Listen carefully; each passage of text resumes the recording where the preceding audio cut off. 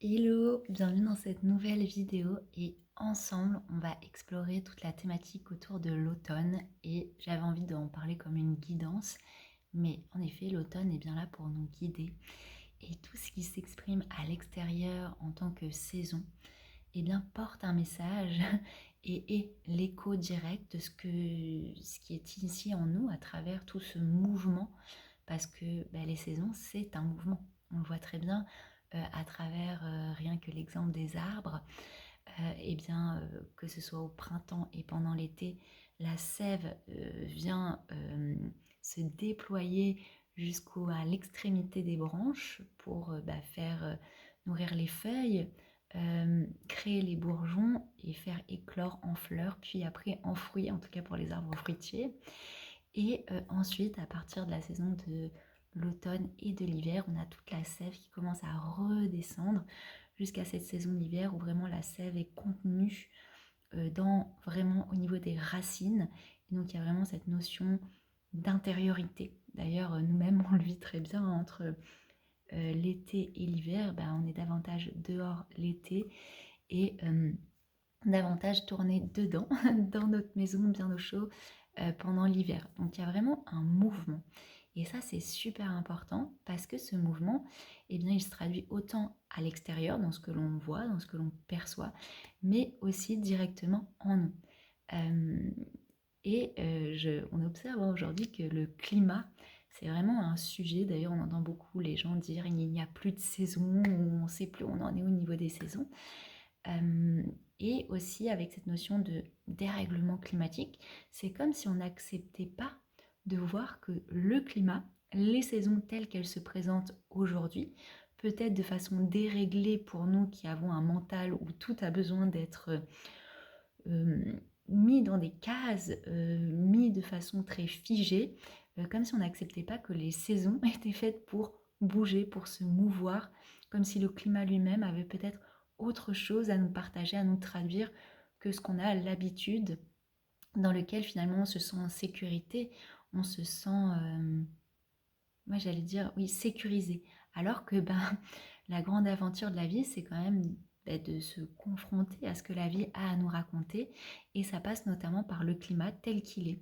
Donc quand il y a toutes ces intempéries, toutes ces choses, ce sont des vrais messages qui sont des échos directs avec ce qui se passe en nous, avec notre intériorité. Donc plus on refuse de voir ce que le climat, ce que les saisons ont à nous proposer, tout simplement en mettant et en plaçant cette petite phrase comme quoi les saisons c'est plus comme avant, c'est plus ce que c'était. Non, les saisons telles qu'elles se présentent ont un message pour nous et viennent nous parler de nous-mêmes. Et d'ailleurs dans Le Seigneur des Anneaux, donc j'ai fait pas mal de partages là-dessus, parce que j'ai revu la trilogie de films et aussi j'ai recommencé à lire le livre, et il y a énormément de descriptions de paysages, du climat.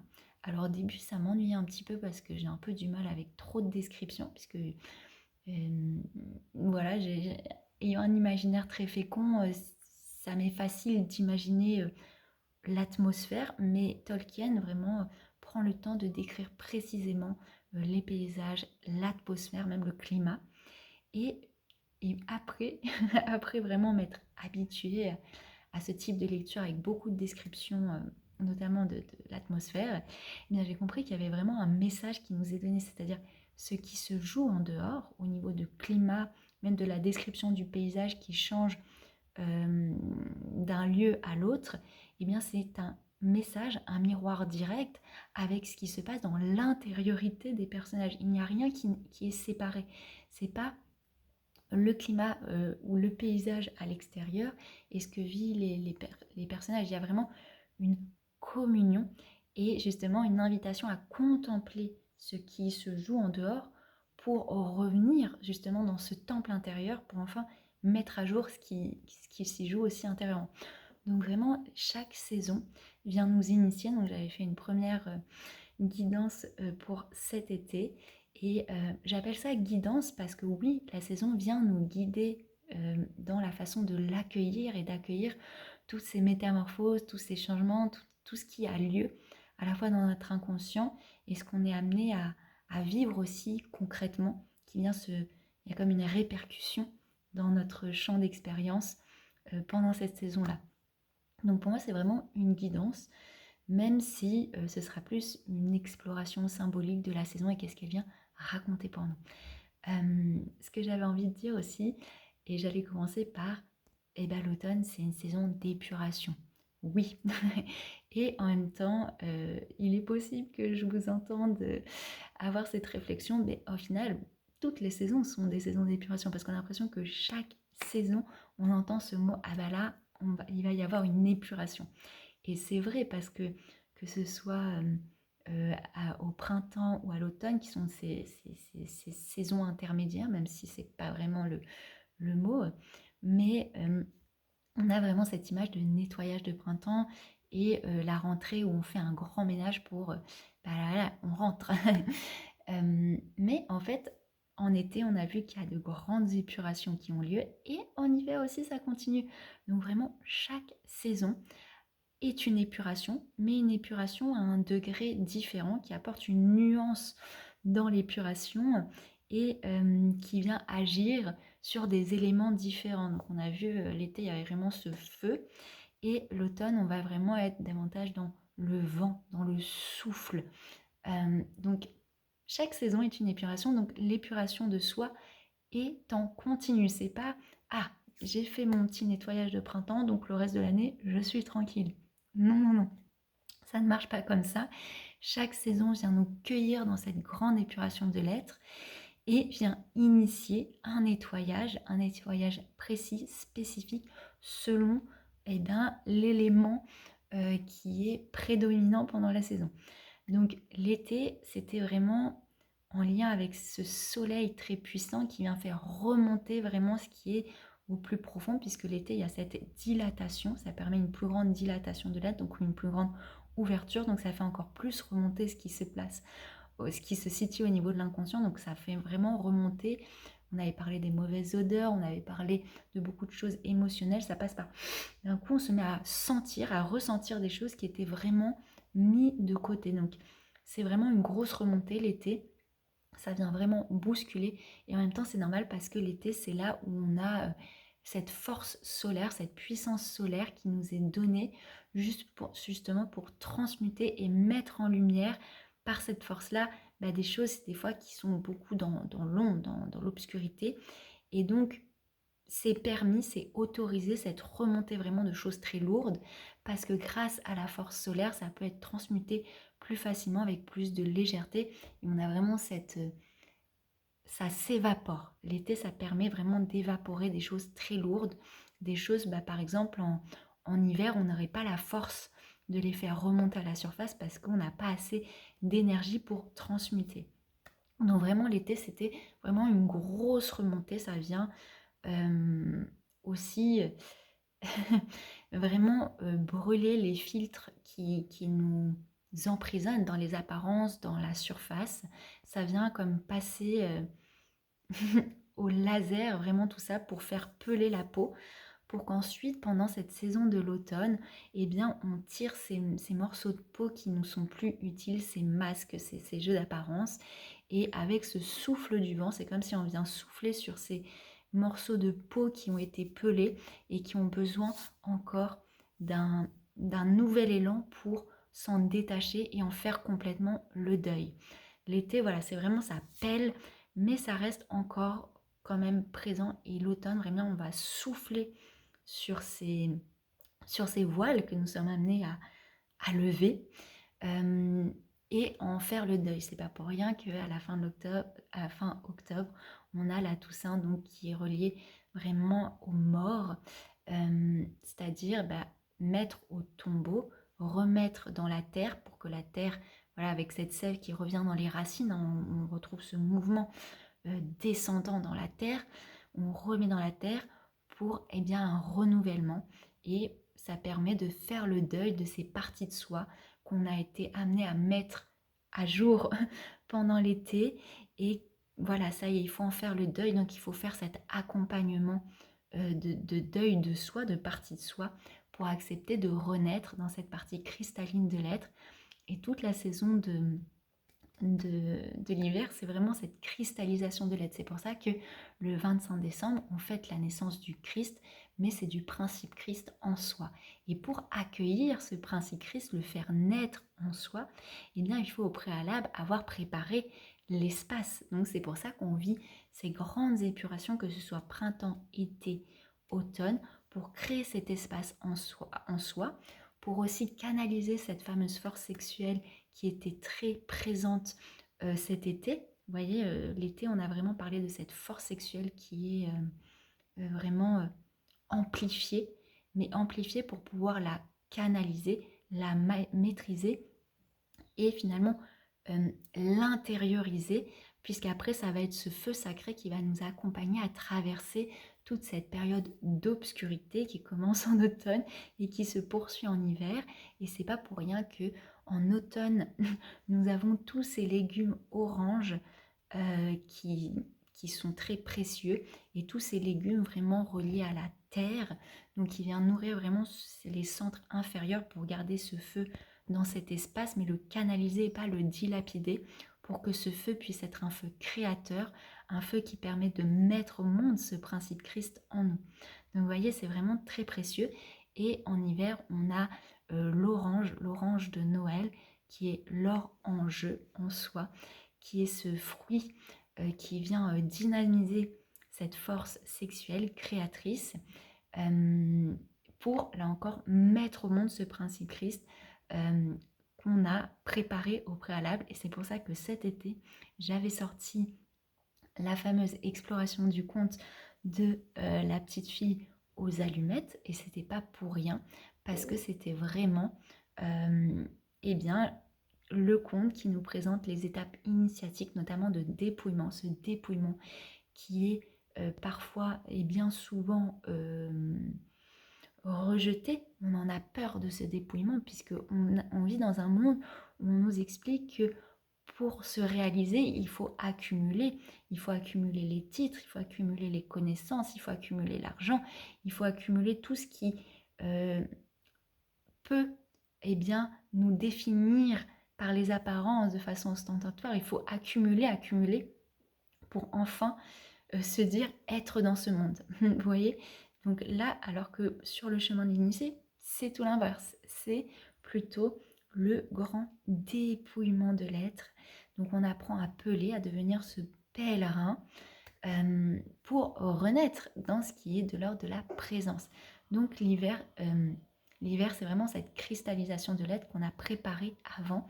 Et donc c'est pour ça que la saison de l'automne, c'est vraiment ce souffle divin. On est vraiment avec ce souffle divin qui vient souffler sur ces feuilles mortes qui sont comme ces morceaux de peau pelée qui sont amenés à être soufflés, à être évacués, et pour une totale mise à nu de l'être, puisque l'arbre, une fois qu'il perd ses feuilles, est nu.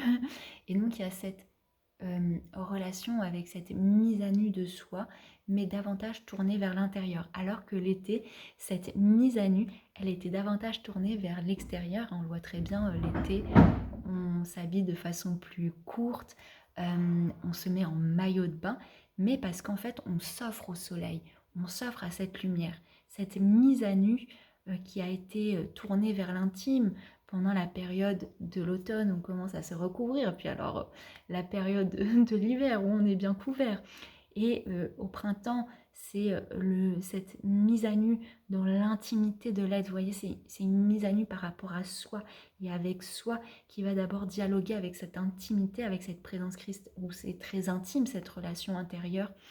D'un point de vue initiatique, on vit dans un monde où les pratiques spirituelles, où le chemin initiatique est aujourd'hui, dès qu'on a une conscience de cette dimension spirituelle, eh bien on va automatiquement tout de suite montrer, être dans la représentation, dans la performance, et les réseaux sociaux poussent à ça notamment, alors que la voie de l'initié passe d'abord par une certaine occultation, une certaine dimension hermétique.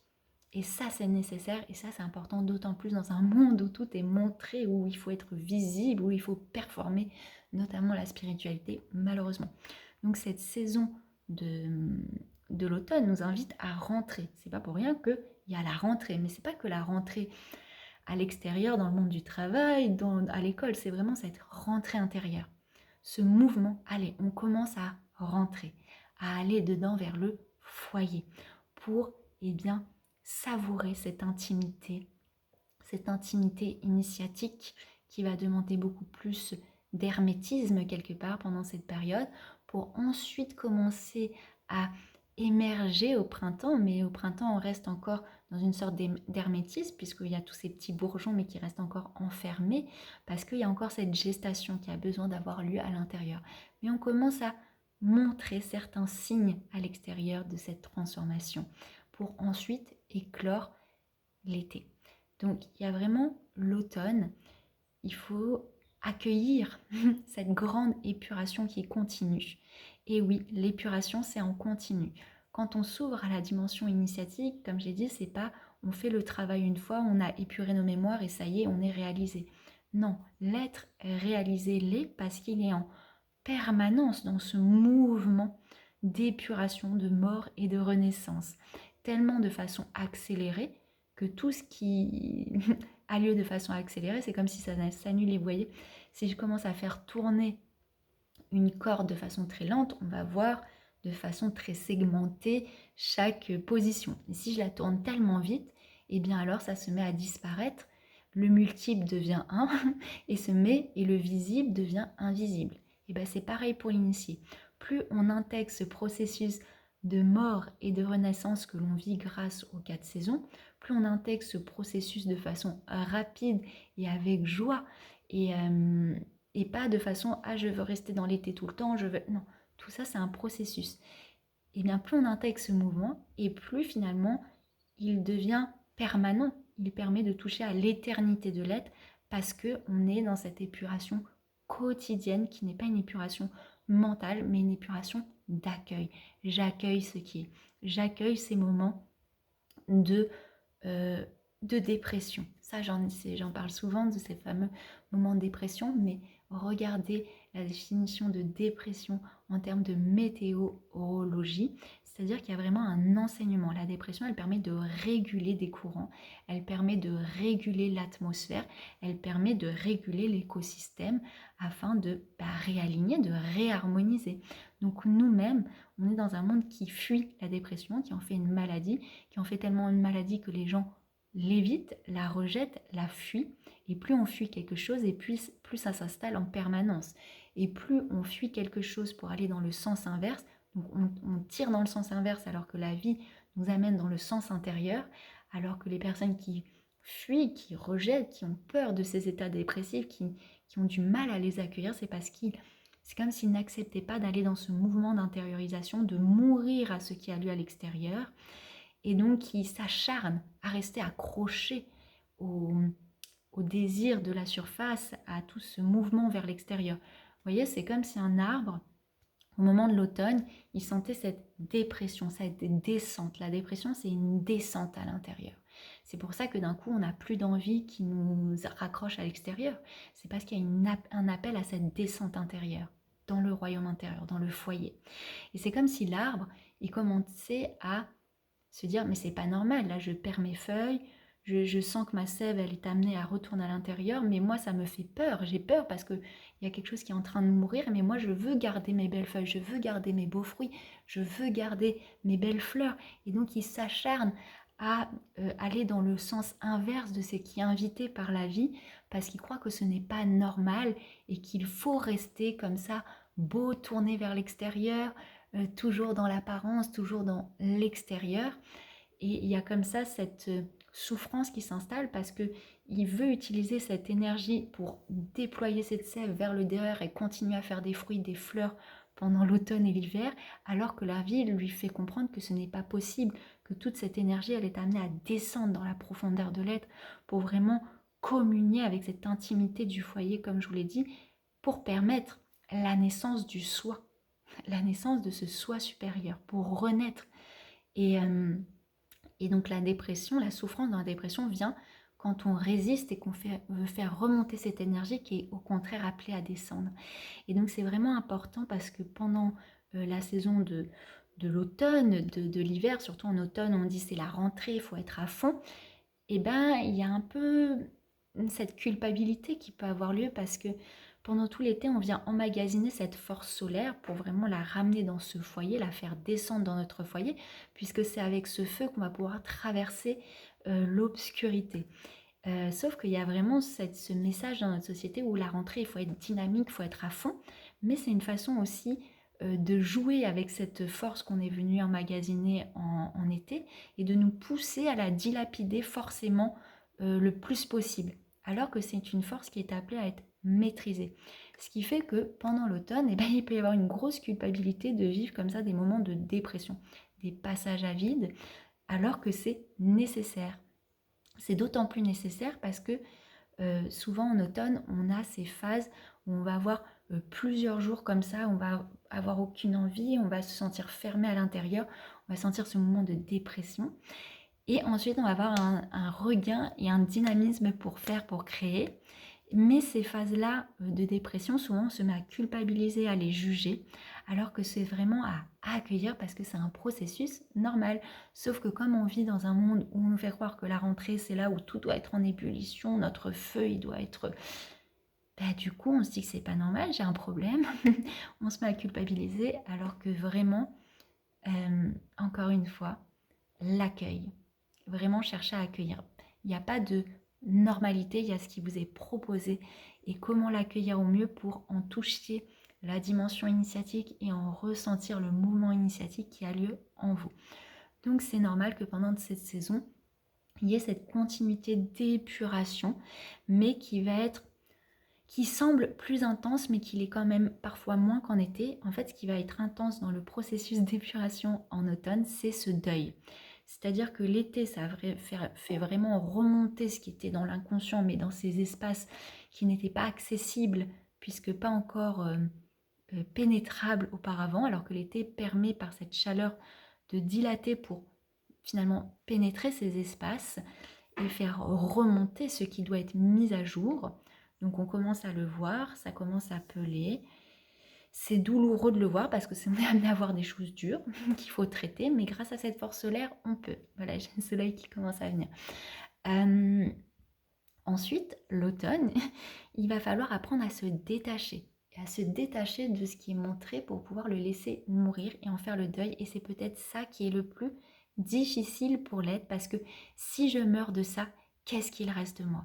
Ça, c'est la grande question. Mais cet automne, c'est vraiment très important, c'est apprendre à mourir d'aspects de soi. Donc je parle souvent de dépersonnalisation, il y a ce sentiment de se dépersonnaliser, on ne sait plus qui on est, où on va, nos envies.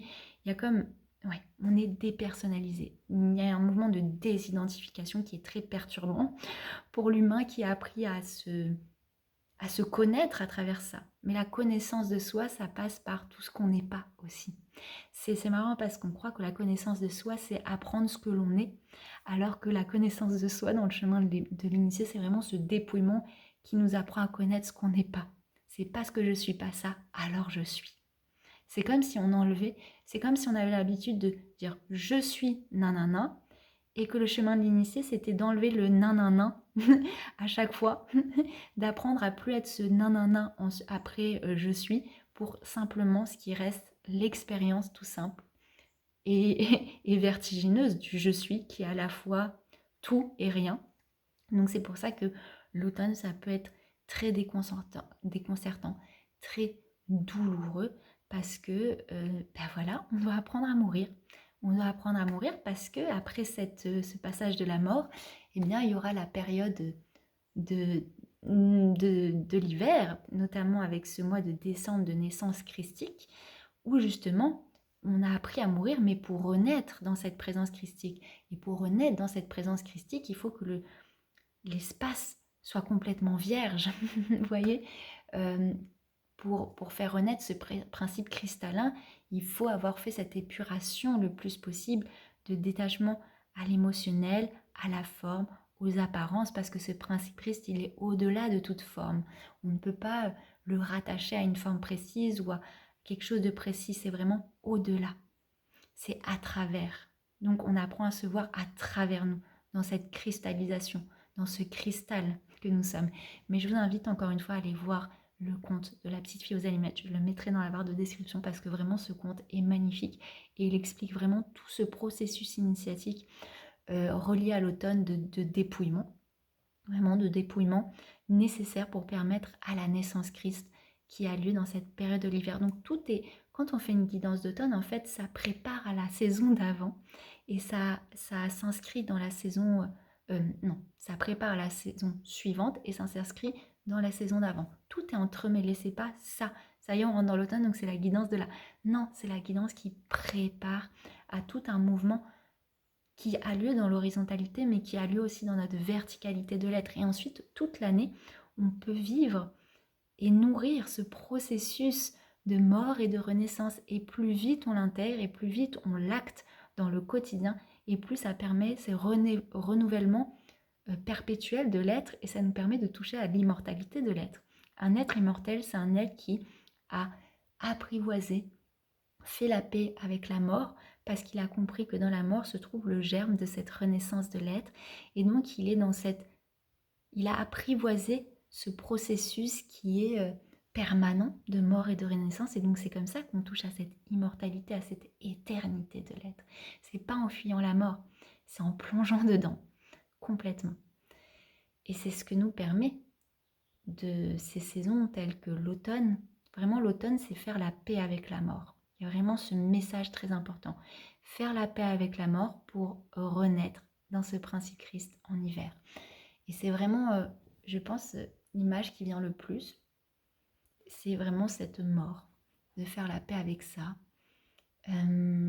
Et apprendre à renaître dans une dimension de soi qui dépasse l'idée qu'on avait de nous-mêmes. C'est vraiment mourir à toutes les croyances qu'on a sur nous-mêmes, à toute la façon aussi dont on a à nous définir dans le monde, puisque on doit mourir de ça pour se laisser définir non plus par ce que l'on semble être de nous-mêmes, mais par c'est cette présence qui va venir nous définir dans le monde, et plus nous-mêmes qui par ce à quoi on associe à ce je suis qui viendrait nous définir. Non, c'est juste le je suis par la présence qui vient nous définir dans le monde par la présence.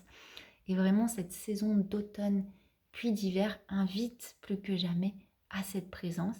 Et donc c'est normal de vivre comme ça ces phases de vacuité totale, de dépression, qu'on appelle dépression saisonnière, mais qui ne sont pas...